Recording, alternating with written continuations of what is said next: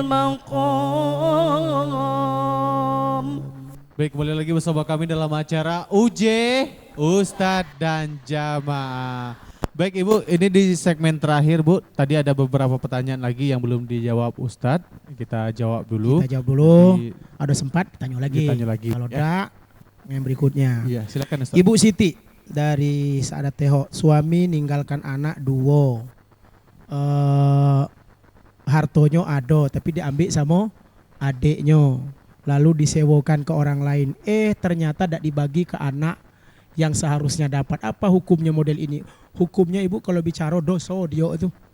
Karena itu hak anak, kalau itu hartanya suami. Apa pula adiknya ikut campur? Ya, itu harta hak anak. Gitu. Tapi bagaimana Ustaz caranya supaya dia ini, karena kita ini kan Bu berbicara masalah administrasi. Apalagi kalau andai kata Ibu, di dalam sertifikat itu nama suami kita. Lalu suami itu punya anak. Dengan itu sebenarnya bisa saja kita datang ke pengadilan untuk mengambil secara paksa. Karena itu hak anak-anak kita. Misalnya begitu Bu ya. Yang dikhawatirkan namanya itu masih awam, umum. Nah itu. Ya karena di Indonesia ini Ibu, sesuatu bisa diselesaikan dengan surat menyurat. Ada satu kejadian Ibu yang dirahmati Allah. Seorang suami istri tidak punya anak. Tapi mereka berdua punya banyak keluarga. Satu keluarganya di Jawa, satu lagi keluarganya di Jambi. Dia punya anak angkat satu.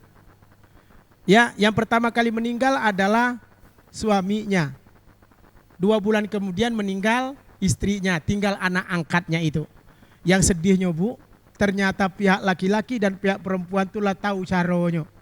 Waktu meninggal suaminya, waktu meninggal istrinya, suaminya, ternyata ada beberapa surat yang hilang. Meninggal pula satunya, hilang lagi surat yang lain. Sehingga anak yang ditinggalkan tadi tanda kutip angkat, sedikit pun tidak dapat harta. Sebab apa? Akta kelahirannya pun tak hilang kemana. Surat anak beranak pun hilang kemana. Nah itu, aku kata Hairul tadi, meninggal jangan tinggalkan harta. Tapi paling elok tinggalkan ilmu. Bukan berarti ilmu tuh bagi ilmu ke anak kita, kalau harta banyak insya Allah manfaat. Insya Allah manfaat. Ada yang harta keluarganya banyak, subhanallah, banyak pula dia lakukan kebaikan. Ya, alhamdulillah Bu. Di pesantren saya pendopo langsung jadi 20 juta, meninggal orang tuanya, anaknya tidak mau berbagi. Sudahlah Ustaz, kami serahkan ke sini, kami bagi juga untuk dia badal haji, kami bagi juga untuk kebaikan. Kami kok berbagi tidak juga kena, kalaupun ada mungkin jadilah sejuta-juta untuk jajan beh. Sebab kenapa? Tidak ada kebaikan kami dapat dari harta itu. Karena ingat Ibu, orang yang mengambil harta waris atau menjadikan harta waris untuk modal yang tidak baik pasti tidak akan sukses. Pasti tidak akan sukses. Karena harta itu tidak berkah. Jadi Ibu, berdoalah kepada Allah mudah-mudahan pintu hatinya terbuka. Sembari juga mungkin perlu dialog, komunikasi dengan kalau masih ada mertua, kalau tidak tuh mungkin adik-adik abang yang lain. Karena kesian melihat anak yang masih yatim tadi, yang masih perlu pendidikan. Sebab dalam Al-Quran dikatakan, sesiapa di antara kita yang makan anak yatim sama saja ta'kuluna fi butunihim nara. Sama saja dia memakan dan meletakkan api di dalam perutnya. Na'udzu. Semoga Allah melindungi kita insya Allah. Ya, kemudian yang berikutnya Ibu Haja Yasni dari Al-Munawwarah Jelutung. Ustaz, mengapa dalam Islam itu budak belian tidak perlu dinikahi kemudian bisa digauli? Ya, saya kira tadi budak, kalau budak tidak boleh dikawini dalam Islam. Budak kecil dijambi. Budak belian itu sekarang tidak ada lagi Bu. Sejak Nabi Muhammad hadir sudah tidak ada lagi. Sejak dicabutnya Bilal bin Rabah menjadi seorang hamba sahaya, ya hamba sahaya Bu, budak bahasa gitu. Ditariknya itu maka terlepaslah perbudakan di dalam Islam. Karena sebenarnya perbudakan bukan diawali dalam Islam, diawali sebelum Islam, sama dengan poligami Bu. Nikah banyak itu sebenarnya bukan Islam yang mendahului, salah besar kalau orang mengatakan Islam yang mendahului. Sebelum Islam raja-raja dulu justru mereka kehendak dia lah nak kawin dengan tina. Ya, senang dengan tu, payo, senang dengan tu, payo, senang dengan tu, payo, senang dengan tu, payo. Maka Islam melihat ini salah, diatur. Cara mengaturnya gimana? Maksimal 4.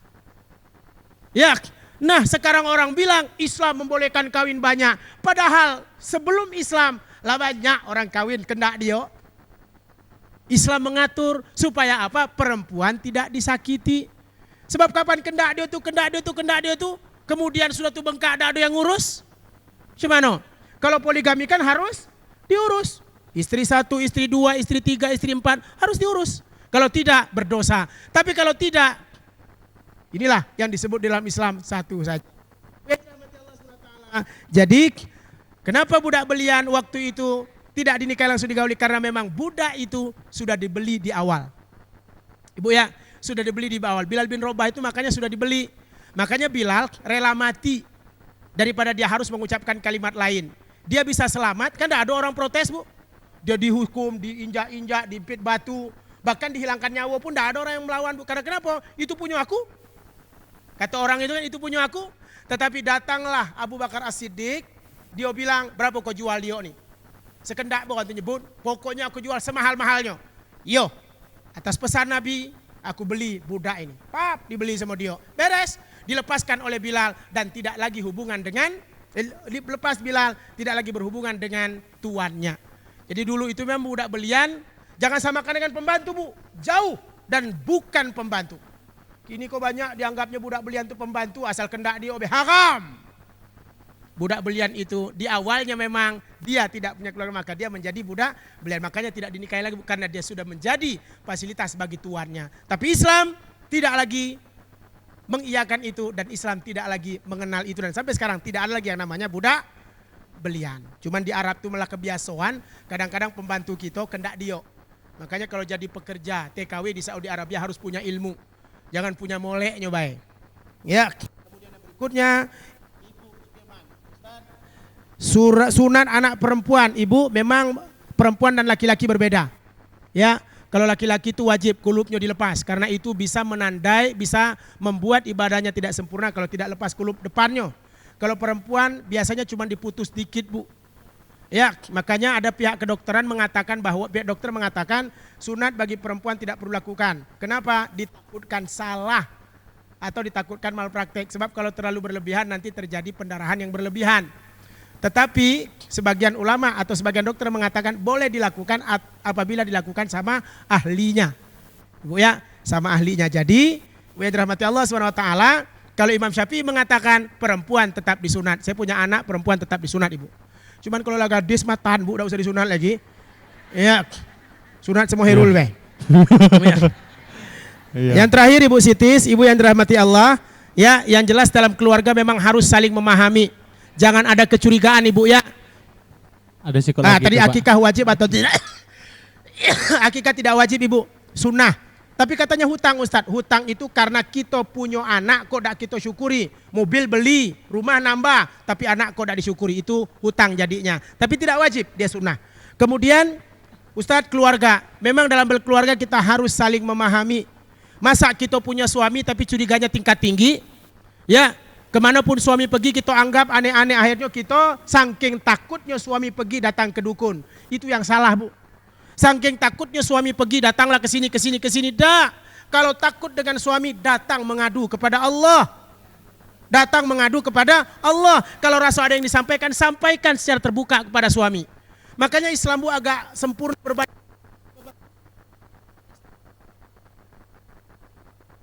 Cerai. Walaupun itu dilaknat oleh Allah. Agama lain tidak boleh cerai bu. Tidak boleh cerai sampai mati. Nah, maka Islam memberikan solusi. Mudah-mudahan tidak cerai, laksanakan dengan baik dan jalankan dengan sempurna, saling komunikasi. Doa orang tua berbalik ada Pak Ustadz, dia mau doa ada pakai berbalik bu. Yang jelas doa baik kita akan dikabulkan oleh Allah, tidak di dunia, mungkin kelak di akhirat nanti, insya Allah. Macam itu. Mudah-mudahan kita bisa hidup berkeluarga, tidak saling curiga, tapi saling mencintai dan memahami. Betul. Iya, itu tadi jawaban Ustadz bu ya, mudah-mudahan dimengerti. Ya bu. Tadi jangan lupa bu, jangan disunat lagi, bayo.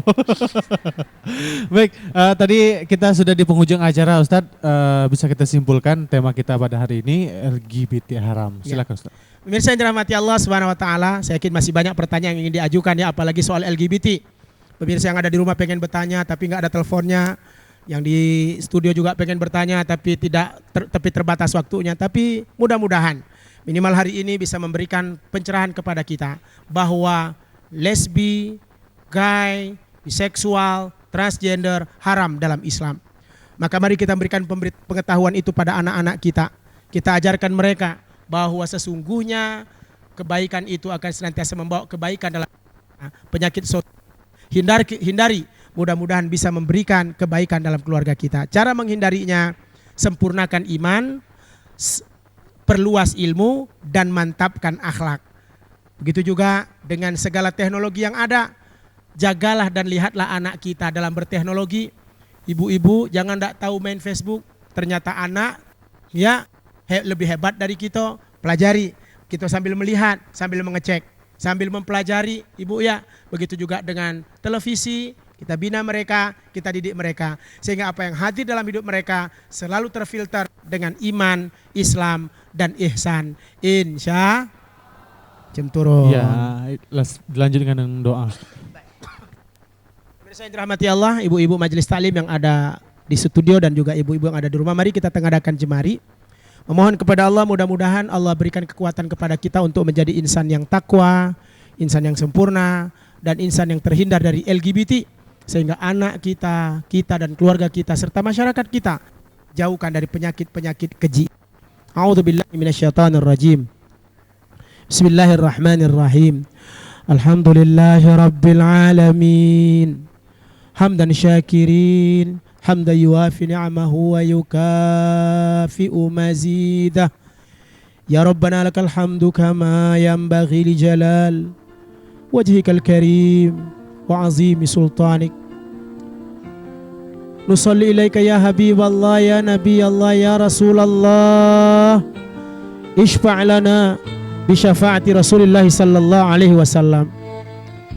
Ya Allah, Kau yang maha pengasih, Kau yang maha penyayang, kasihi dan sayangi kami dengan rahmat-Mu ya Allah. Anugerahkan kami dengan berkah-Mu ya Allah. Lindungi kami dari segala kemaksiatan hidup ini ya Allah, sehingga jiwa kami, anak terjaga dari rahmat-Mu ya ada dalam hidup ini ya Allah. Senantiasa Engkau anugerahkan ridha dan berkah-Mu ya Allah, ya Rabbal Alamin. Ya Allah, ampunkan dosa-dosa kami yang bertumpuk dalam jiwa dan kehidupan kami, baik dosa yang kami sengaja ataupun yang tidak sengaja.